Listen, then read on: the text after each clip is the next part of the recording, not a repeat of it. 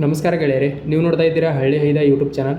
ಆತ್ಮೀಯ ಗೆಳೆಯರೆ, ಇವತ್ತಿನ ಈ ವಿಡಿಯೋದಲ್ಲಿ ಮಹಿಳೆಯರಿಗಾಗಿ ಸರ್ಕಾರ ಘೋಷಿಸಿರುವ ಹಲವಾರು ಯೋಜನೆಗಳಲ್ಲಿ ಒಂದು ವಿಶೇಷವಾದಂತಹ ಯೋಜನೆ ಬಗ್ಗೆ ಸಂಪೂರ್ಣ ಮಾಹಿತಿಯನ್ನು ತಿಳಿದುಕೊಳ್ಳೋಣ. ಅದಕ್ಕಿಂತ ಮೊದಲು ಇನ್ನೂ ಯಾರಾದರೂ ನಮ್ಮ ಚಾನಲ್ನ ಸಬ್ಸ್ಕ್ರೈಬ್ ಮಾಡ್ಕೊಂಡಿಲ್ಲ ಅಂದರೆ ದಯವಿಟ್ಟು ಸಬ್ಸ್ಕ್ರೈಬ್ ಮಾಡ್ಕೊಳ್ಳಿ. ಅದೇ ರೀತಿ ಈ ವಿಡಿಯೋನ ಇತರೆ ಮಹಿಳಾ ವರ್ಗಕ್ಕೆ ಶೇರ್ ಮಾಡಿ. ಇದರಿಂದ ಬಡತನದಲ್ಲಿ ಹುಟ್ಟಿರುವಂತಹ ಮಹಿಳೆಯರಿಗೆ ಸ್ವಲ್ಪ ಅನುಕೂಲವಾಗಲಿ. ಬನ್ನಿ ಗೆಳೆಯರೆ, ವಿಡಿಯೋನ ಶುರು ಮಾಡೋಣ.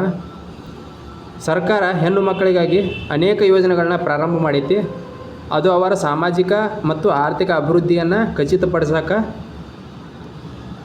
ಅದೇ ರೀತಿ ಒಂದು ಸರ್ಕಾರ ಈಗಾಗಲೇ ಒಂದು ಹೊಸ ಯೋಜನೆಯನ್ನು ಜಾರಿಗೊಳಿಸುತ್ತೆ, ಅದು ಭಾಗ್ಯಲಕ್ಷ್ಮಿ ಯೋಜನೆ ಅಂಥೇಳಿ. ಇದು ಕೂಡ ಅನೇಕ ಯೋಜನೆಗಳಲ್ಲಿ ಇದು ಒಂದಾಗಿದೆ. ಇದು ಹೆಣ್ಣು ಮಕ್ಕಳಿಗೆ ಆರ್ಥಿಕ ನೆರವು ಮತ್ತು ಅಧ್ಯಯನವನ್ನು ಮುಂದುವರಿಸಲು ಸಹಾಯ ಮಾಡ್ತೈತಿ. ಅದ್ರ ಬಗ್ಗೆ ಸಂಪೂರ್ಣವಾಗಿ ತಿಳ್ಕೊಳ್ಳೋದಾದ್ರೆ, ಸರ್ಕಾರ ಆರಂಭಿಸಿರುವ ಭಾಗ್ಯಲಕ್ಷ್ಮಿ ಯೋಜನೆ ಅಡಿ ಹೆಣ್ಣು ಮಗು ಜನಿಸಿದಾಗ, ಅಂದ್ರೆ ಪ್ರತಿಯೊಂದು ಕುಟುಂಬದ ಮೊದಲ ಹೆಣ್ಣು ಮಗುವಿಗೆ ಮಾತ್ರ ಇರ್ತೈತಿ. ಅದು ಹೆಣ್ಣು ಮಗು ಜನಿಸಿದಾಗ ಆ ಹೆಣ್ಣು ಮಗುವಿಗೆ 50,000 ರೂಪಾಯಿಗಳನ್ನು ಸರ್ಕಾರ ನೀಡ್ತೈತಿ. ಅಂದ್ರೆ ಅವರಿಗೆ ಎಲ್ಲಿ ನೀವು ಖಾತೆ ತೆರಿತೀರಲ್ಲ, ಪೋಸ್ಟ್ ಒಳಗಾಗಿರ್ಬೋದು, ಪೋಸ್ಟ್ ಆಫೀಸ್ದಾಗ ಆಗಿರ್ಬೋದು, ಅಥವಾ ಹೊರಗೆ ಯಾವುದೇ ಬ್ಯಾಂಕ್ಗಳಲ್ಲಿ ಖಾತೆ ತೆರೆದಾಗ ಅವರ ಹೆಸರಲ್ಲಿ 50,000 ರೂಗಳನ್ನು ಹುಟ್ಟಿದ ತಕ್ಷಣ ಇದು ಇಡ್ತೈತಿ, ಸರ್ಕಾರ ಇಡ್ತೈತಿ. ಅದೇ ರೀತಿ ಹುಡುಗಿಗೆ, ಅದೇ ಹೆಣ್ಣು ಮಗುವಿಗೆ 21 ವಯಸ್ಸಾದ ನಂತರ ಅದಕ್ಕೆ ಹೆಚ್ಚುವರಿಯಾಗಿ ಟೋಟಲ್ 2 ಲಕ್ಷ ರೂಪಾಯಿಗಳನ್ನು ಸರ್ಕಾರ ನೀಡ್ತೈತಿ. ಈ ಸಮಯದಲ್ಲಿ ಮತ್ತು ಆ ಹೆಣ್ಣು ಮಗು ಜನಿಸಿದ ತಕ್ಷಣ ಸರ್ಕಾರ ಅವರಿಗೆ ಹೆಚ್ಚುವರಿಯಾಗಿ 5,100 ರೂಪಾಯಿ ನಗದನ್ನು ಕೂಡ ನೀಡ್ತೈತಿ. ಅದೇ ರೀತಿ ಇದರ ಉದ್ದೇಶ ಏನಂದ್ರೆ, ಹೆಣ್ಣು ಭ್ರೂಣ ಹತ್ಯೆಯನ್ನು ತಡಿಬೇಕು ಮತ್ತು ಹೆಣ್ಣು ಮಕ್ಕಳ ಶಿಕ್ಷಣದಿಂದ ವಂಚಿತರಾಗಬಾರ್ದು ಅನ್ನೋ ಕಾರಣಕ್ಕೆ ಈ ಯೋಜನೆಯನ್ನು ರಾಜ್ಯ ಸರ್ಕಾರ ಜಾರಿಗೊಳಿಸೈತಿ. ಈ ಯೋಜನೆ ಅಡಿ ಪ್ರತಿ ಹೆಣ್ಣು ಮಗುವಿಗೆ ಕಂತುಗಳಲ್ಲಿ, ಅಂದರೆ ಅವರಿಗೆ 21 ವಯಸ್ಸಿನ ನಂತರ ಅವರ ಶಿಕ್ಷಣಕ್ಕಾಗಿರ್ಬೋದು, ಅವರ ವೈಯಕ್ತಿಕ ಜೀವನಕ್ಕಾಗಿ ಈ ಹಣವನ್ನು ಅವರ ಕಂತುಗಳಲ್ಲಿ ಸರ್ಕಾರ ನೀಡುತ್ತದೆ. ಈ ಯೋಜನೆ ಪ್ರಯೋಜನ ಏನಂತ ನೋಡೋದಾದರೆ, ಭಾಗ್ಯಲಕ್ಷ್ಮಿ ಯೋಜನೆ ಸರ್ಕಾರದ ಯೋಜನೆಯಾಗಿದ್ದು, ಇದರಲ್ಲಿ ಹೆಣ್ಣು ಮಗು ಜನಿಸಿದಾಗ 50,000 ರೂಗಳನ್ನು ಸರ್ಕಾರ ಅವರ ಹೆಸರು ಮೇಲೆ ಎಫ್.ಡಿ ಇಡ್ತೈತಿ. ಇದನ್ನು 21 ವರ್ಷ ತುಂಬಿದಾಗ ಇದು 2 ಲಕ್ಷ ರೂಪಾಯಿ ಬಾಂಡನ್ನು ಮಾಡಿದ್ದಾರೆ. ಅಂದರೆ 2 ಲಕ್ಷ ರೂಪಾಯಿಗಳನ್ನು ಆ ಹೆಣ್ಣು ಮಗುವಿನ ಖಾತೆಗೆ ಹಾಕ್ತೈತಿ ಸರ್ಕಾರ.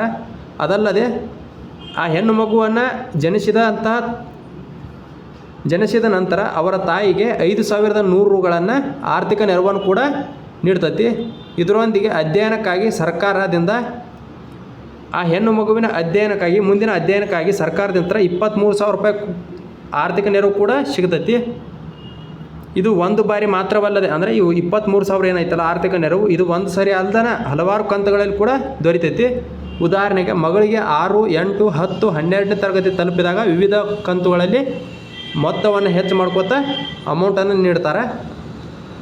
ಇದನ್ನು 31 ಮಾರ್ಚ್ 2026 ನಂತರ BPL ಕುಟುಂಬಗಳಲ್ಲಿ ಜನಿಸಿದ ಎಲ್ಲ ಹೆಣ್ಣು ಮಕ್ಕಳಿಗೆ ಈ ಯೋಜನೆಯನ್ನು ನೀಡ್ತಾ ಇದ್ದಾರೆ. ಯಾರ್ದು BPL ಕುಟುಂಬ ಐತಲ್ಲ, ಮತ್ತು 31/6/2006 ನಂತರ ಯಾವ ಹೆಣ್ಣು ಮಕ್ಕಳು ಜನಿಸಿರಲ್ಲ ಅಂಥವ್ರು ಈ ಯೋಜನೆಯನ್ನು ಪ್ರಯೋಜನವನ್ನು ಪಡಿಬೋದು. ಇದಕ್ಕೆ ನೀವು 18 ವರ್ಷಕ್ಕಿಂತ ಕಡಿಮೆ ವಯಸ್ಸಾಗಿರ್ಬೇಕಾಕೈತಿ ಮತ್ತು ಮದುವೆ ಆಗಿರಬಾರ್ದಾಗಿರ್ತೈತಿ. ಒಂದು ಕುಟುಂಬದಲ್ಲಿ ಕೇವಲ 2 ಹೆಣ್ಣು ಮಕ್ಕಳಿಗೆ ಮಾತ್ರ ಈ ಯೋಜನೆಯ ಲಾಭವನ್ನು ಪಡ್ಕೋಬೋದು. ಈ ಯೋಜನೆಗೆ ಬೇಕಾಗುವಂಥ ದಾಖಲಾತಿಗಳನ್ನು ನೋಡೋದಾದ್ರೆ, ನಿಮ್ಮ ಮತ್ತು ಪೋಷಕರ ಮತ್ತು ಮಗಳ ಆಧಾರ್ ಕಾರ್ಡ್ ಬೇಕಾಕೈತಿ, ಮಗಳ ಜನನ ಪ್ರಮಾಣ ಪತ್ರ, ಪಾಸ್ಪೋರ್ಟ್ ಅಳತೆಯ ಫೋಟೋ ಬೇಕಾಕೈತಿ, ಆದಾಯ ಪ್ರಮಾಣ ಪತ್ರ, ಜಾತಿ ಪ್ರಮಾಣ ಪತ್ರ, ನಿವಾಸ ಪ್ರಮಾಣ ಪತ್ರ, ಬ್ಯಾಂಕ್ ಪಾಸ್ಬುಕ್ ಮತ್ತು ರೇಷನ್ ಕಾರ್ಡ್. ಇಷ್ಟು ಎಲ್ಲ ದಾಖಲಾತಿಗಳು ಈ ಯೋಜನೆಗೆ ಅರ್ಜಿ ಸಲ್ಲಿಸೋಕೆ ನಿಮಗೆ ಬೇಕಾಕಾವ.